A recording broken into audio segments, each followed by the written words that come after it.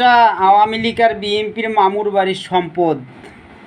কোনো সময় দক্ষিণ পার্শ্বে মাপ দেয়, কোনো সময় উত্তর পার্শ্বে মাপ দেয়, পছন্দ না হইলে আবার পশ্চিমে মাপ দিয়ে নেয়।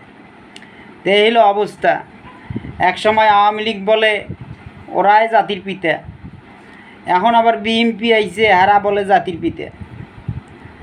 পিতা করতে করতে এখন আবার তারেক জিয়ারে জাতীয় ইমাম বানাই দিল। তা কবে আসবে ইমাম সাহেব? আমরা তো নামাজ পড়বো এই অপেক্ষায় আছি। তা আসেন ইনশাআল্লাহ জাতীয় ইমামরে দেখি, উদ্বোধন করি। এইসব আবল তাবল দলেরে আপনারা সবাই ছাড়েন।